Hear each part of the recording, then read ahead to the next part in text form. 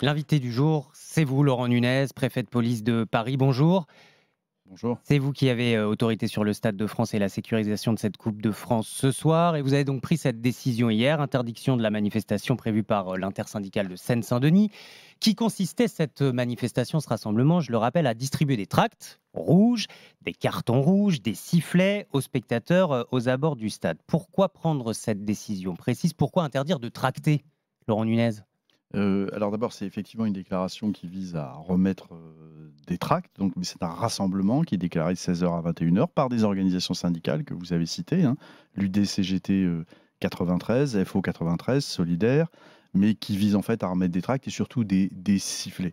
Alors, j'interdis cette décision au titre de mes pouvoirs de police. Moi, mon job, c'est de prévenir les troubles à l'ordre public et je considère que ce rassemblement est susceptible de générer des troubles à l'ordre public pour 3 Le raisons. problème, c'est Pour 3 plutôt raisons. les sifflets que les cartons Je rouges? vais y venir pour 3 raisons. D'abord, la première, c'est que c'est un rassemblement à un endroit, il va y avoir un flux de spectateurs énorme. Il y a 78 000 personnes, qui vont se rendre au Stade de France, dont, probablement 2 fan walks, c'est-à-dire les endroits où ça veut dire que les supporters se rendent de manière groupée au stade, côté, nantais comme côté toulousain. Donc on va avoir des croisements de flux à cet endroit qui risquent de créer évidemment un certain nombre de perturbations. Vous savez, je dis Déjà entre vous supporters, avez ça peut l'être pour n'importe quel absolument, match. absolument. Donc Donc là, on ne évite rajoutons pas des flux supplémentaires. Vous savez, si lundi 1er mai, sur le cortège de l'organisation syndicale, j'avais des déclarations d'autres manifestations que celles des organisations syndicales, je pense qu'elles me demanderaient de les interdire. Et je le ferai évidemment. mais On ne tolère pas les croisements de flux. ça veut dire que Et d'une là, manière générale, chaque fois que vous avez des grands rassemblements de personnes, au titre d'un événement culturel, d'un événement sportif, on interdit les mouvements revendicatifs mais qui là, ont c'est lieu à une centaine proximité. de militants, Laurent Nunez, qui se mettraient aux sorties de métro, de RER. Ça veut dire Alors, que, je ne première, sais ça, pas, une personne qui distribuerait des flyers Deliveroo ce soir au Stade de France ne pourrait pas le faire non vous plus. savez très bien que ça n'est pas comparable. Vous savez très bien que ça n'est pas comparable. Là, c'est une manifestation revendicative et donc on a des risques de croisement de flux. Deuxième argument que j'avance. Il y a 3 arguments, hein, pour cet arrêté d'interdiction qui ne visent qu'à prévenir des troubles à l'ordre public. Le deuxième argument, c'est qu'on distribue, de ce que je comprends, des sifflets. Or, les sifflets, leur introduction est interdite par le règlement de la Fédération française de Pour ne football, pas comme perturber par la FIFA, l'arbitrage. pour ne pas perturber l'arbitrage. Ça veut dire quoi? Ça veut dire que les palpations à l'entrée du stade vont être beaucoup plus soutenues, que ces sifflets vont être écartés par les stadiers de la Fédération française de football. Ça veut dire que les fouilles vont être plus longues. Ça veut dire qu'il va y avoir un attroupement de personnes à l'entrée du stade, que quand les sifflets seront écartés, il y aura probablement des risques de troubles à l'ordre public. Donc il y a un deuxième risque de trouble à l'ordre public qui peut se produire à ce moment-là. Donc c'est vraiment les sifflets qui vous ont posé problème, plus que les cartons Évidemment, rouges. puisqu'ils sont interdits dans le stade. Et puis troisième élément, moi j'ai l'Association nationale du supporterisme qui m'a écrit sur la question des grilles levées, grilles baissées, et qui dans le même temps s'étonne que l'on tolère cette manifestation revendicative. Voilà, ce sont les 3 raisons. Moi je suis là pour prévenir les troubles à l'ordre public et c'est la seule raison. D'ailleurs, à meilleure preuve, c'est que lundi Effectivement. 1er mai, c'est moi, les forces de sécurité intérieure, qui rendront possible le défilé syndical. Et on va en dire un mot dans quelques minutes. Ces grilles, c'est effectivement, ça a été installé tout aux alentours du stade, à l'intérieur du stade, notamment au virage, pour éviter que les supporters n'envahissent le terrain au coup de sifflet final.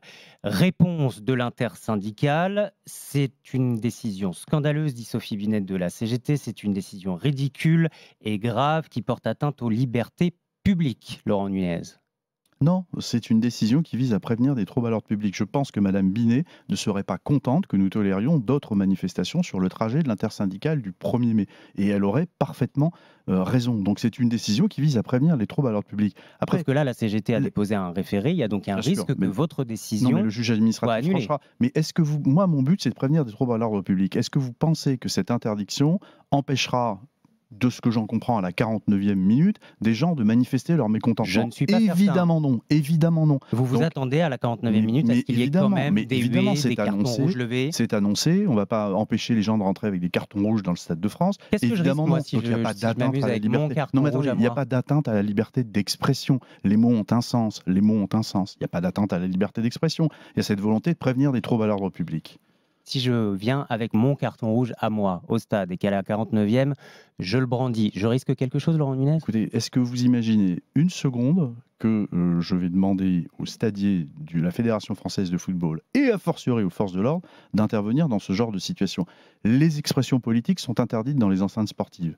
C'est interdit quand il y a quand des supporters déploient une banderole à caractère politique, généralement les stadiers l'enlèvent.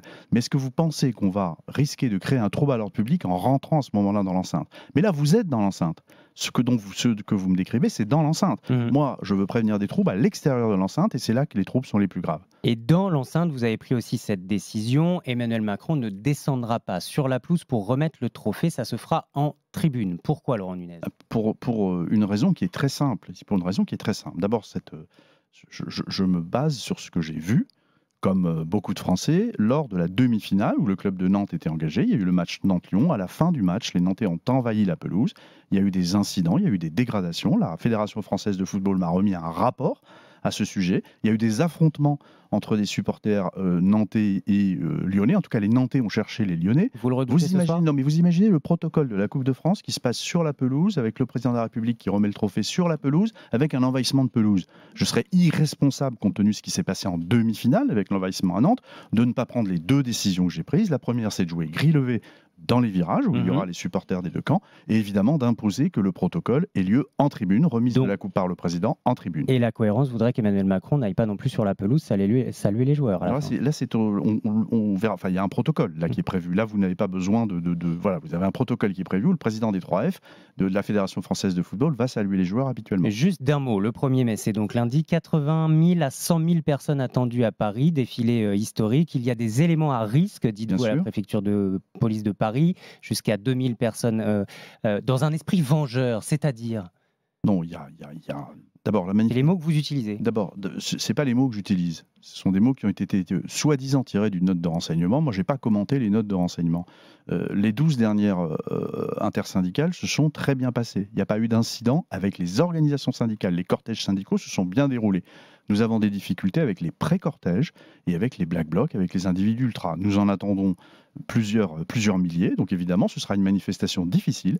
Et je tiens et je vous redis, et ce faisant, je réponds aux syndicats qui mettent en cause qui nous accusent de vouloir remettre en cause la liberté d'expression. C'est très grave. Sans les forces de sécurité intérieure, il n'y aurait pas de 1er mai possible. Parce que nous sommes là pour faire en sorte que ce pré-cortège, qui est composé d'éléments à risque, puisse avancer. Nous sommes là pour le disperser quand il empêche les organisations syndicales d'avancer. Et c'est ce que nous ferons lundi. Je l'annonce avec beaucoup de fermeté. S'il y a des éléments perturbateurs devant le cortège syndical, nous ferons tout pour les disperser et de manière à ce que le cortège syndical ait lieu dans des conditions de sécurité normales, comme ça s'est passé lors des 12 fois précédentes. Laurent Nunez, juste rapidement, vous avez été pointé du doigt notamment par le Conseil de l'Europe pour un usage excessif de la force. Vous allez le prendre en compte là pour le 1er mai ? Non, le Conseil de l'Europe, attendez, nous n'intervenons pas dans le cortège syndical, que les choses soient claires. Moi, je n'interviens que contre des individus ultra radicalisés qui ne sont pas des manifestants. Si le Conseil de l'Europe a envie de les qualifier de manifestants, moi, ça n'est pas ma position. Et quand on qualifie des casseurs de manifestants, ça veut dire quelque part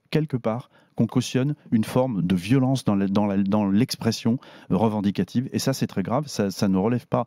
La France est une démocratie qui ne peut pas tolérer une expression qui s'exprimerait sous une forme violente. Laurent Nunez, préfet de police de Paris, merci beaucoup d'avoir été en direct avec nous ce matin avant de vous rendre au Stade de France dès le début de l'après-midi avec cette soirée à risque. Vous nous le confirmez ce matin sur RMC. Il est 7h51.